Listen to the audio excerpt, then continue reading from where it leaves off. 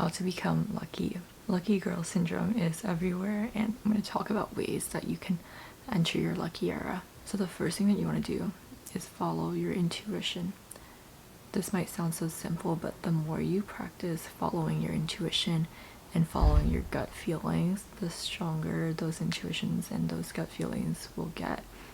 On the other hand, if you are someone who tends to ignore that little voice in the back of your mind, you kind of sometimes feel like something's not entirely right, something isn't exactly what you want, it's not perfect, it's not like you shouldn't actually go for this thing, but you kind of just ignore the little warning, the little voice, and you go for it anyway.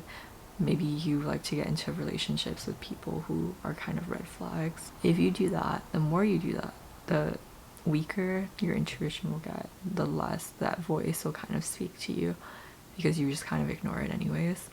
And that's how people end up in situations where they feel like they're always in relationships with the wrong people. Or maybe you've experienced this yourself, or maybe you have a friend who feels like they only date people who cheat on them. Things like that. It didn't happen by chance. It's kind of like a pattern that you've created by not listening to your intuition.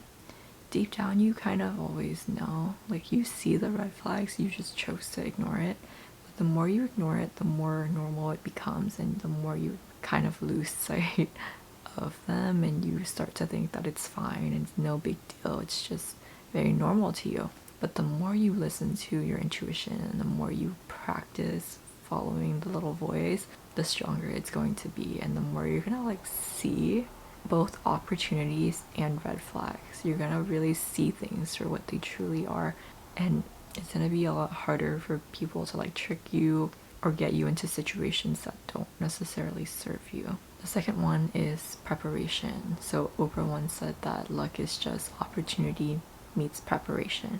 Basically saying that when an opportunity comes, when an opportunity arises, if you're not prepared, then it's not gonna find you. So let's say that there's like a big promotion at work or a new opportunity at work, but you haven't done any of the work and you're not prepared, then you most likely won't even go for it because you know that you're not ready.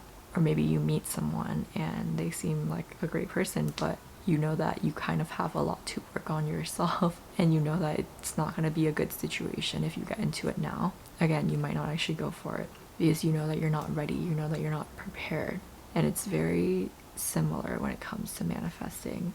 If you want to manifest a large amount of money or a partner or a new job, whatever, a house, I don't know, but you just aren't really ready for that kind of thing. Like, you want a new relationship, but you yourself know that you're kind of toxic in relationships, and you know that you have certain things that you kind of have to work on first before you get into a relationship, then it might not come because you're not really ready. Maybe you want a lot of money, but if you don't know how to manage money, if you're kind of bad with money, maybe you get into debt and you just don't really know how to handle finances. Having more money, actually, it won't solve that problem, because your problem wasn't that you didn't have enough money, it was that you don't know how to manage it. So having more money would probably just mean that your problems will get bigger because you'll mismanage a bigger amount of money, which will get you in more financial trouble. Same thing with career opportunities. You know, sometimes people will rise to the challenge and they will meet these challenges and they'll really just like improve in a short period of time and do what needs to be done in order to get there. But sometimes people will just fall on their face if they're not ready for something, and if they're not like mentally and emotionally ready to take on a new challenge, it can be a big failure. So sometimes you are not yet ready for the things that you want. So how can you be ready? How can you prepare for the things that you want? So you might have heard the saying, don't listen to people who don't have what you want. So don't take advice from people who don't have what you want, which then means that if there is someone out there who has what you want, then you would want to take advice from them.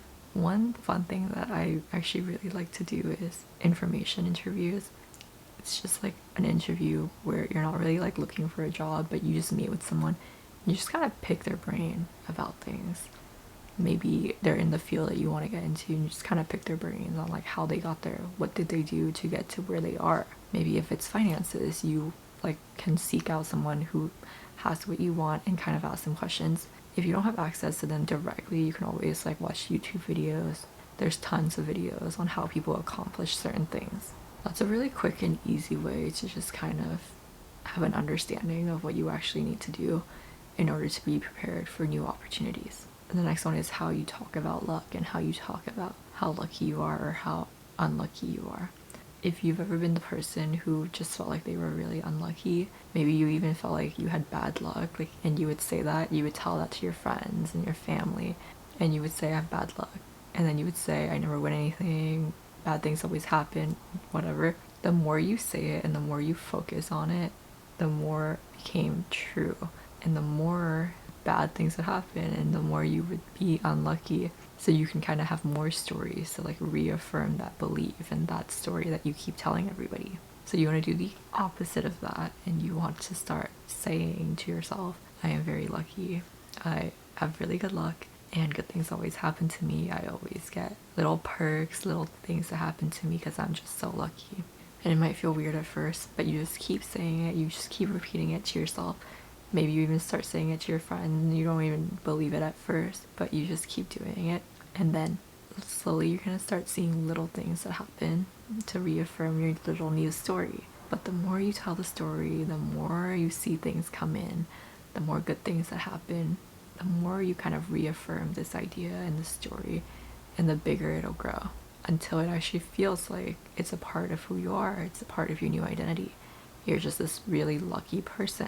And then from that point, you're going to be able to get the bigger things, the big breaks, and it's gonna feel like luck, but it's really not. It's really, you've kind of trained your subconscious, you've kind of prepared your subconscious to believe this new story, to buy into this new identity until it becomes so big and strong that it actually takes over your identity. And then you start getting things that you want, and it feels like, oh, I'm just so lucky. It just feels so easy and effortless.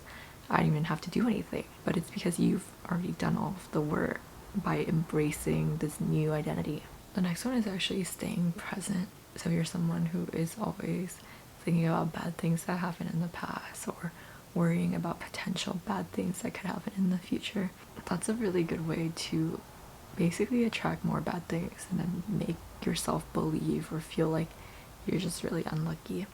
But if you can stay present, if you can practice staying present, it's really going to eliminate a lot of that negative thinking and a lot of that negative sort of energy and stress and anxiety that you've built up. And when you practice this new staying present thing, when you practice gratitude, maybe you start, instead of thinking about all the bad things, you start thinking about all the positive things, all the good things that's happened in the past.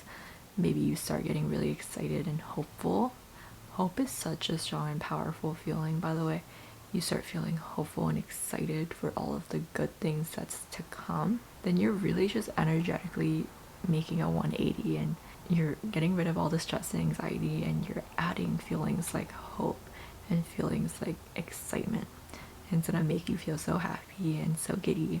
You combine these feelings with gratitude, and it's basically just gonna raise your vibration so that you actually do attract more good things, so that you actually do become a luckier person. Okay, that's it for today's little video. I hope that you found value in this. If you did, please be sure to like, comment, and subscribe. Share this with someone who might also find it to be impactful, and I will see you next time. Bye!